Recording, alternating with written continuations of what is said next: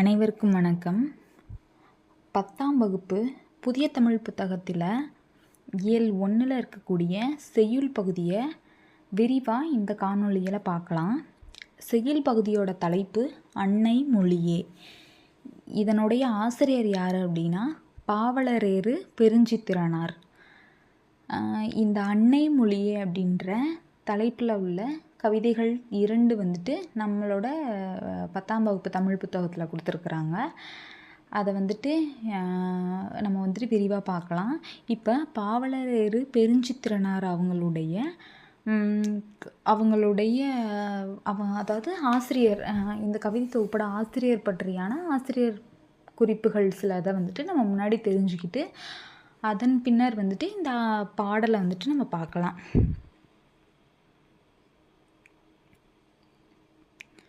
அதாவது நூல்வெளி அப்படின்ற பகுதியில் இந்த பாவலரேறு பெருஞ்சித்திரனார் அவங்களுடைய சில குறிப்புகள் கொடுத்துருக்குறாங்க. அது என்னென்னா, பாவலரேறு பெருஞ்சித்திரனாரின் கனிச்சாறு தொகுப்பிலிருந்து இருவேறு தலைப்பில் உள்ள பாடல்கள் தமிழ்த்தாய் வாழ்த்து முந்துற்றோம் யாண்டும் பாடமாக இடம்பெற்றுள்ளன. அதாவது என்ன சொல்லியிருக்காங்க அப்படின்னா, பாவலரேறு பெருஞ்சித்திரனார் அவங்களுடைய கனிச்சாறு அப்படின்ற கவிதை, அதாவது கனிச்சாறு தொகுதி 1, அந்த தொகுதி 1ல் இருக்கக்கூடிய அந்த தொகுப்பில் இருந்து 2 வேறு தலைப்பில், ஃபஸ்ட்டு ஒரு தலைப்பு என்ன அப்படின்னா தமிழ்த்தாய் வாழ்த்து அப்படின்ற ஒரு தலைப்பில் இருந்தும், முந்துற்றோம் யாண்டும் அப்படின்ற தலைப்பில் இருந்தும் 2 கவிதைகள் நமக்கு பாடமாக இடம்பெற்றுள்ளன அப்படின்னு சொல்கிறாங்க. அடுத்து தென்மொழி தமிழ்ச்சிட்டு இதழ்களின் வாயிலாக தமிழுணர்வை உலகெங்கும் பரப்பியவர் துரை ராசமாணிக்கம் என்ற இயற்பெயர் கொண்ட பெருஞ்சித்திரனார். அதாவது இதில் பாவலரேறு பெருஞ்சித்திரனார் அவங்களுடைய இயற்பெயரை சொல்லியிருக்காங்க. என்ன அப்படின்னா துரை ராசமாணிக்கம் அப்படின்றது தான் பாவலரேறு பெருஞ்சித்திரனார் அவங்களுடைய இயற்பெயர். இவர் தென்மொழி தமிழ்ச்சிட்டு அப்படின்ற 2 அந்த இதழ்கள் வாயிலாக தான் அவரோட தமிழுணர்வை இந்த உலகெங்கும் பரப்பியிருக்காரு அப்படின்னு சொல்கிறாங்க. அதாவது தென்மொழி தமிழ்ச்சிட்டு ஆகிய 2 இதழ்களின் வாயிலாக தமிழுணர்வை உலகெங்கும் பரப்பியவர் துரை ராசமாணிக்கம் என்ற இயற்பெயர் கொண்ட பெருஞ்சித்திரனார் அப்படின்னு சொல்கிறாங்க. இதில் தென்மொழி தமிழ்ச்சிட்டு அப்படின்ற இதழ்கள் வாயிலாக தமிழுணர்வை பரப்பியிருக்காரு அப்படின்ற ஒரு கொஷினும், இவருடைய இயற்பெயர் துரை ராசமாணிக்கம் அப்படின்ற ஒரு கேள்வியும் இந்த ஒரே வரிகளில் அடங்கியிருக்கு. அதுக்கப்புறம் இவர் உலகியல் 100, பாவிய கொத்து, நூறாசிரியம், கனிச்சாறு, என் சுவை என்பது, மகபுகு வஞ்சி, பள்ளி பறவைகள் முதலிய நூல்களை படைத்துள்ளார். அதாவது இவருடைய நூல்கள் கொடுத்துருக்குறாங்க. என்னென்ன அப்படின்னா உலகியல் 100, பாவிய கொத்து, நூறாசிரியம், கனிச்சாறு, என் சுவை என்பது, மகபுகு வஞ்சி, பள்ளி பறவைகள் இதெல்லாமே இவருடைய நூல்கள் அப்படின்னு சொல்கிறாங்க. இது இந்த நூல்கள் எல்லாமே எப்படி வினாவாக கேட்கலாம் அப்படின்னா, இதில் எது பொருந்தாதது, இது எது தவறானது, அந்த மாதிரி வினாக்களில் இந்த நூல்கள் எல்லாம் கொடுத்தாங்க அப்படின்னா அது நமக்கு தெரிஞ்சிருக்கணும். அதுக்கப்புறம் இவரின் திருக்குறள் மெய்ப்பொருளுரை தமிழுக்கு கருவூலமாய் அமைந்துள்ளது. தமிழுக்கு கருவூலமாய் அமைந்துள்ள நூல் எது அப்படின்னு கேட்டால் திருக்குறள் மெய்ப்பொருளுரை. பாவலரேறு பெருஞ்சித்திரனார் அவர்களுடைய திருக்குறள் மெய்ப்பொருளுரை அப்படின்ற அந்த நூல் தான் தமிழுக்கு கருவூலமாய் அமைந்துள்ளது அப்படின்னு சொல்கிறாங்க. இவர்களது நூல்கள் நாட்டுடைமையாக்கப்பட்டுள்ளன. யாருடைய நூல்கள் நாட்டுடைமையாக்கப்பட்டுள்ளன அப்படின்னு கூட கேட்கலாம். பாவலரேறு பெருஞ்சித்திரனார் அவர்களுடைய நூல்கள் எல்லாமே நாட்டுடைமையாக்கப்பட்டிருக்கு அப்படின்னு சொல்கிறாங்க. இதுக்கு மேலே ஒரு எப்படி சொல்கிறது, கீழே கற்பவை கீழே நூல்வெளிக்கும் கீழே கற்பவை கற்ற பின் அப்படின்னு நம்மளோட பழங்காலத்து பாடல், அதாவது இந்த எட்டு தொகையை பற்றின பாடல் ஒன்று கொடுத்துருக்குறாங்க. இதையும் வந்துட்டு நம்ம படிச்சுக்கிட்டோம் அப்படின்னா அந்த எட்டு தொகை நூல்கள் என்னென்ன அப்படின்னு தெரிஞ்சுக்கிறதுக்கு வந்துட்டு இது உதவியாக இருக்கும். நற்றிணை, நல்ல குறுந்தொகை, ஐங்குறுநூறு, ஒத்த பதிற்று பத்து, ஓங்கு பரிபாடல், கற்றறிந்தார் ஏத்தும் களியோடு, அகம்புறம் என்று இத்திரத்த எட்டு தொகை. இந்த ஒரு பாடல் நம்ம மனப்பாடம் பண்ணிக்கிட்டோம் அப்படின்னா எட்டு தொகை நூல்கள் என்னென்ன அப்படின்றது நமக்கு கன்ஃபியூஸ் ஆகாது. இப்போது நம்மளோட பாட புத்தகத்தில் கொடுத்துருக்குற அந்த பாடலுக்குரிய பொருள் என்ன அப்படின்னு சொல்லிட்டு அந்த பாடலை வந்துட்டு இப்போ விரிவாக பார்க்கலாம். அதுக்கு முன்னாடி நுழையும் முன் அப்படின்னு சொல்லி ஒரு பகுதி கொடுத்துருப்பாங்க இல்லையா, அதை வந்துட்டு முதல்ல பார்த்துடலாம். தமிழ்தாய் சின்ன குழந்தையின் சிரிப்பும் ஆனவள், பழுத்த நரையின் பட்டறிவும் ஆனவள், வானத்திற்கும் வையத்திற்கும் இடைப்பட்ட யாவற்றையும் கவிதையாக கொண்டவள், உணர்ந்து கற்றால் கல் போன்ற மனத்தையும் கற்கண்டாக்குபவள், அறிவை பெருக்குபவள், அன்பை பயப்படுத்துபவள், செப்புதற்கரிய அவள் பெருமையை போற்றுவோம். அதாவது என்ன சொல்லியிருக்காங்க அப்படின்னா, தமிழ்தாய் வந்து சின்ன குழந்தையோட சிரிப்பும் ஆனவள், பழுத்த நரையும் பட்டறிவும் ஆனவள், வானத்திற்கும் வையத்திற்கும் இடைப்பட்ட யாவற்றையும் கவிதையாக கொண்டவள், உணர்ந்து கற்றால் கல் போன்ற மனத்தையும் கற்கண்டாக்குபவள், அறிவை பெருக்குபவள், அன்பை வயப்படுத்துபவள், செப்புதற்கரிய அவள் பெருமையை போற்றுவோம். அதாவது இதில் ஏதாவது ஒரு இப்போ சின்ன குழந்தையின் சிரிப்பு மாணவள் யார் அப்படின்ற மாதிரி கேட்டாங்க அப்படின்னா தமிழ்தாய், பழுத்த நரையும் பட்டறிவும் ஆனவள் யார் அப்படின்னா தமிழ்தாய். இந்த மாதிரி ஒவ்வொரு வரிக்கும் இது யார் அப்படின்ற மாதிரி இந்த இடத்துல வந்துட்டு வினாக்கள் கேட்கப்பட்டால் அதுக்கு வந்துட்டு தமிழ்தாய் அப்படின்னு நம்ம விடையளிச்சுக்கலாம். இப்போது பாடல் பார்க்கலாம். அழகார்ந்த செந்தமிழே அப்படின்னு கொடுத்து கீழே வந்துட்டு கொடுத்துருக்குறாங்க 8 வரி. அன்னை மொழியே அழகார்ந்த செந்தமிழே, அதாவது அன்னை மொழியே அழகார்ந்த செந்தமிழே அப்படின்னா அன்னை மொழியேன்னா தாய்மொழியே, அன்னை மொழியே அந்த மாதிரி வச்சுக்கலாம். அழகார்ந்த செந்தமிழே அப்படின்னா அழகு நிறைந்த செழுந்தமிழே அப்படின்னு கொடுத்துருக்கு. அதாவது ரொம்ப அழகு நிறைந்த செழுந்தமிழே அப்படின்னு சொல்கிறாங்க. முன்னைக்கும் முன்னை முகிழ்த்த நறுங்கனியே, முன்னைக்கும் முன்னை, அதாவது இப்போ பொதுவாக நம்ம கலக்கியல் லாங்குவேஜில் முன்னாடிக்கும் முன்னாடி அப்படின்னு சொல்கிறோம். முன்னை அப்படின்னாவே அந்த வார்த்தைக்கு பொருள் என்ன அப்படின்னா பழமை.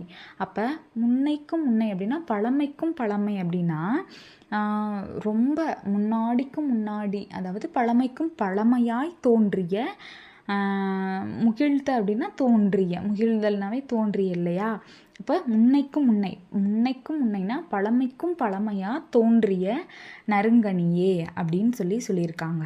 அடுத்து கன்னிக்குமரி கடல் கொண்ட நாட்டிடையில் மன்னி அரசிருந்த மண்ணுலக பேரரசே, அதாவது என்ன சொல்லியிருக்காங்க அப்படின்னா குமரிக்கண்டத்தில் கடல் இருக்கு இல்லையா, அந்த கடல் கொண்ட குமரிக்கண்டத்தில் நிலைத்து தன்னுடைய ஆட்சியை வந்துட்டு நிலைத்த அரசாண்ட மண்ணுலக பேரரசே அப்படின்னு சொல்கிறாங்க.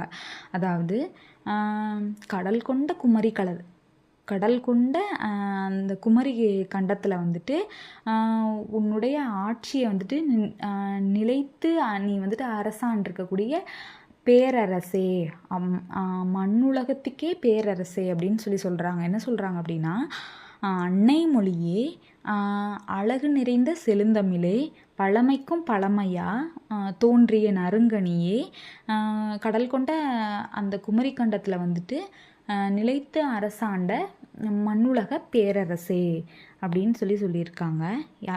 எதை சொல்கிறாங்க அப்படின்னா தமிழ் மொழியை தான் சொல்கிறாங்க. அடுத்து தென்னன் மகளே திருக்குறளின் மாண்புகளே, தென்னன் மகளே திருக்குறளின் மாண்புகளே, அதாவது தென்னன் மகள் அப்படின்னா தென்னன்னாவே பாண்டிய அரசனை தான் குறிக்கும். இப்போ வந்துட்டு தென்னன் மகளே அப்படின்னா பாண்டிய அரசனோட மகளே அப்படின்னு சொல்லியிருக்காங்க. திருக்குறளின் மாண்புகளே அப்படின்னா மான்னா பெரிய அப்படின்னா திருக்குறளின் பெரிய புகழே அதை பெரும் பெரும் புகழே அப்படின்னு சொல்லியிருக்காங்க. இன்னரும் பாப்பத்தே, இன்னரும் பாப்பத்தேனா பானா பாட்டு, பத்துனா 10, அப்போ 10 பாட்டு. பாப்பத்தே அப்படின்ற சொல் வந்துட்டு 10 பாட்டை குறிக்குது. இன்னரும் பாப்பத்தே. எண் தொகையே, எண்ணா 8, தொகையேனா தொகை. அப்போ 8 தொகையே. நற்கணக்கே அப்படின்னா கணக்குனா கீழ்கணக்கு மேல்கணக்கு நூல்கள் தான், அதை தான் சொல்லியிருக்காங்க. 11 கீழ்கணக்கே. மண்ணுஞ்சிலம்பே, சிலம்பேனா மண்ணுஞ்சிலம்பேனா சிலப்பதிகாரம். மணிமேகலை வடிவே, இதில் மணிமேகலை சொல்லியிருக்காங்க. முன்னும் நினைவால் முடிதாள வாழ்த்துவோமே. பொங்கியலும் நினைவுகளால் தலைப்பணிந்து வாழ்த்துகின்றோம் அப்படின்னு சொல்லியிருக்காங்க. அதாவது என்ன சொல்லியிருக்காங்க அப்படின்னா, பாண்டிய மன்னனோட மகளே, திருக்குறளோட பெரும் பெருமைக்குரியவளே, 10 பாட்டே, 8 தொகையே, 11 கீழ்கணக்கே, சிலப்பதிகாரத்தை சொல்லியிருக்காங்க. அதாவது மண்ணுஞ்சிலம்பேனா நிலைத்த சிலப்பதிகாரமே, மணிமேகலையே, பொங்கியலும், அதாவது முன்னும் நினைவால், அந்த முன்னும் நினைவால்னா பொங்கியலும் நினைவால், முடித்தாலனா தலைப்பணிந்து வாழ்த்துகின்றோம் அப்படின்னு சொல்லியிருக்காங்க. மொத்த பாட்டுக்கும் பொருளை ஒரு தடவை பார்த்துடலாம். அன்னை மொழியே, அழகார்ந்த செந்தமிழே, முன்னைக்கும் முன்னை முகிழ்த்த நறுங்கனியே, கன்னி குமரி கடல் கொண்ட நாட்டிடையில் மன்னி அரசிருந்த மண்ணுலக பேரரசே, தென்னன் மகளே, திருக்குறளின் மாண்புகளே, இன்னரும் பாப்பத்தே, எண் தொகையே, நற்கணக்கே, மண்ணுஞ்சிலம்பே, மணிமேகலை வடிவே, முன்னும் நினைவால் முடிதாள வாழ்த்துவமே. அதாவது என்ன அப்படின்னா, அன்னை மொழியே, அழகு நிறைந்த செழுந்தமிழே, பழமைக்கும் பழமையாக தோன்றிய நறுங்கனியே, கடல் கொண்ட அந்த குமரி கண்டத்தில் வந்துட்டு உன்னுடைய ஆட்சி வந்துட்டு நிலைத்து அரசாண்ட மண்ணுலக பேரரசே, பாண்டியனோட மகளே, பாண்டிய அரசன் இருக்காங்க இல்லையா, பாண்டிய மன்னன் அவங்களுடைய மகளே, திருக்குறளின் பெரும் புகழுக்கு உரியவளே, 10 பாட்டே, பெருமைக்குரிய 10 பாட்டே, 8 தொகையே, 11 கீழ்கணக்கே, சிறப்புடைய சிலப்பதிகாரமே, மணிமேகலையே, உன்னுடைய பொங்கியலும் நினைவுகளால் தலைப்பணிந்து வாழ்த்துகின்றோம் அப்படின்னு சொல்கிறாங்க. இதுதான் முதல் பாடலுக்கான பொருள். அடுத்து 2வது பாடலை பார்க்கலாம். செப்பரிய நின் பெருமை, செப்பரிய நின் பெருமை, செந்தமிழே, உள்ளுயிரே, செப்பரிய நின் பெருமை, என் தமிழ்னா எவ்வாறு எடுத்தே உரை விரிக்கும். அதாவது என்ன சொல்கிறாங்க அப்படின்னா, செந்தமிழே, செழுமை மிக்க தமிழே, என் உள்ளுயிரே அப்படின்னா என்னோட உயிரே, எமக்கு உயிரே, சொல்லுதற்கரிய உன்னுடைய பெருமைதனை என்னுடைய நான், அதாவது நான் எவ்வாறு எடுத்து விரித்து உரைக்கும் அப்படின்னு சொல்லியிருக்காங்க. என்ன சொல்லியிருக்காங்க அப்படின்னா, செழுமை மிக்க தமிழே, என்னுடைய உயிரே, சொல்லுதற்கரிய உன்னுடைய பெருமையை என்னுடைய தமிழ் நாக்கு எவ்வாறு விரிவாக எடுத்து உரைக்கும் அப்படின்னு சொல்கிறாங்க. அடுத்து, முந்தை தனிப்புகழும் முகிழ்த்த இலக்கியமும் விந்தை நெடுநிலைப்பும் வேறார் புகழுரையும். அதாவது பழம்பெருமையை தனக்கென தனிச்சிறப்பும் இலக்கிய வளமும் கொண்ட தமிழே, முந்தை தனிப்புகழும் அப்படின்னா பழம்பெருமையும், அதாவது முந்தைனா முன்னாடியே பார்த்த மாதிரி பழமை அப்படின்னு வச்சுக்கலாம். அப்போ பழம்பெருமையையும் தனிப்புகழும், தனக்கென ஒரு தனிச்சிறப்பும், முகிழ்த்த இலக்கியமும் அப்படின்னா தோன்றிய இலக்கியம் அப்படின்ற மாதிரி நம்ம எடுத்துக்கலாம். இலக்கியம்,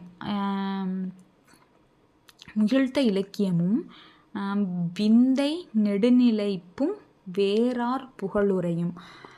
அதாவது என்ன சொல்லியிருக்காங்க அப்படின்னா, பழம்பெருமையையும் தனக்கென தனிச்சிறப்பும் இலக்கிய வளமும் கொண்ட தமிழே, வியக்கத்தக்க உன்னுடைய நீண்ட நிலைத்த தன்மையும் வேற்றுமொழியார் உன்னை பற்றி உரைத்த புகழுரையும் எமக்குள் பற்றுணர்வை எழுப்புகின்றன. அதாவது கீழே உள்ள வரியோடு நம்ம சேர்த்துக்கிட்டோம்னா இதுக்கு கரெக்டாக இருக்கும் பொருள். முந்தை தனிப்புகழும் முகிழ்த்த இலக்கியமும் விந்தை நெடுநிலைப்பும் வேறார் புகழுரையும் உந்தி உணர்வெழுப்ப உள்ள கனல் மூல செந்தா மலரை தேனை குடித்து சிறகார்ந்த அந்தும்பி பாடும் அதுபோல யாம் பாடி முந்துற்றோம் யாண்டும் முழங்கத் தனித்தமிழே. அதாவது என்ன சொல்லியிருக்காங்க அப்படின்னா, செந்தமிழே, செழுமை மிக்க தமிழே, எமக்கு உயிரே, சொல்லுதற்கரிய உன்னுடைய பெருமையை வந்துட்டு என்னோட தமிழ் நான் வந்துட்டு எவ்வாறு விரித்துரைக்கும். பழம்பெருமையும் அதாவது உனக்குன்னு தனி சிறப்பும் இலக்கிய வளமும் கொண்ட தமிழே, வியக்கத்தக்க உன்னுடைய அதாவது ஆச்சரியமாக பார்க்கக்கூடிய உன்னுடைய நீண்ட நிலைத்த தன்மையையும் வேற்றுமொழியார் அதாவது வேற்றுமொழியார்னா தமிழ் இல்லாமல் பிற மொழி பேசக்கூடியவங்க அந்த வேற்றுமொழியார் வந்துட்டு உன்னை பற்றி உரைத்த புகழுரையும் அவங்களோட தாய்மொழி கிடையாது, ஆனால் அவங்க வந்துட்டு தமிழ் மொழியை பற்றி இப்போ என்ன சொல்கிறது பெருமையாக பேசின அந்த புகழுரையும் இன்னும் வந்துட்டு எனக்குள்ளே வந்துட்டு அந்த பற்றுணர்வை வந்துட்டு ஏற்படுத்தி இருக்கு. என்னுடைய தனித்தமிழே, வண்டானது அதாவது வண்டு வந்துட்டு எப்படி செந்தாமரை தேனை குடித்து சிறகசைத்து பாடுவது போல நாங்கள் உன்னை சுவைத்த உள்ளத்தில் கனல் மூல உன் பெருமையை எங்கும் முழங்குகின்றோம் அப்படின்னு சொல்லியிருக்காங்க. அதாவது என்னன்னா,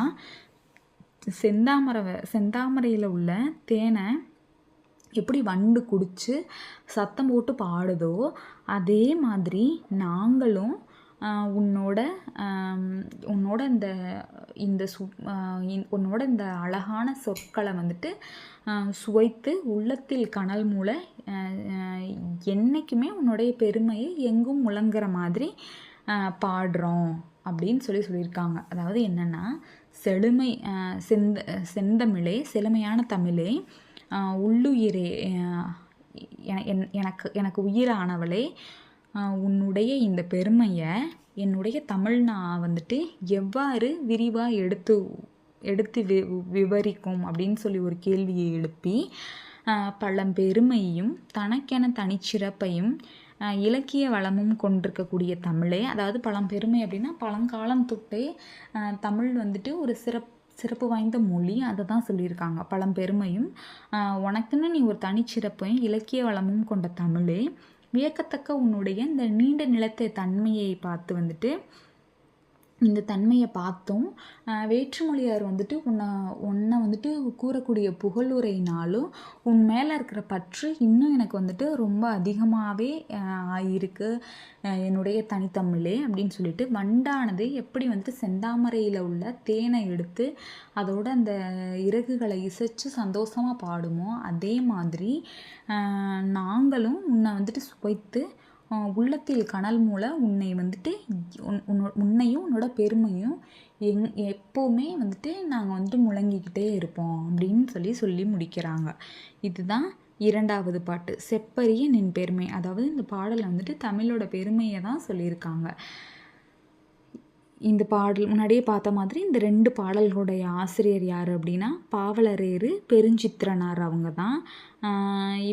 இவருடைய இயற்பெயர் என்ன அப்படின்னா துரை ராசமாணிக்கம். இவருடைய நூல்கள் என்னென்ன அப்படின்னு நம்ம நூல்வெளியில் பார்த்துட்டோம். பிற நூல்கள் என்னென்ன அப்படின்னு நூல்வெளியில் பார்த்துட்டோம். இந்த 2 பாடலும் கனிச்சாறு அப்படின்ற அந்த பகுதியில், அதாவது கனிச்சாறு தொகுதி 1ல் இருக்கக்கூடிய 2 வேறு தலைப்பு, அதாவது தமிழ் தாய் வாழ்த்து முந்துற்றம் யாண்டும் அப்படின்ற இந்த 2 வேறு தலைப்பில் இருந்து எடுத்து நமக்கு வந்துட்டு பாடப்பகுதியாக வந்துட்டு கொடுத்துருக்குறாங்க. இவரோட தமிழுக்கு கருவூலமாய் அமைந்த நூல் என்ன அப்படின்னா திருக்குறள் மெய்ப்பொருளுரை அப்படின்னு பார்த்துருக்கோம். அவ்வளோதான். இதுதான் இந்த பாடலுக்கான பொருள் விளக்கம். நன்றி.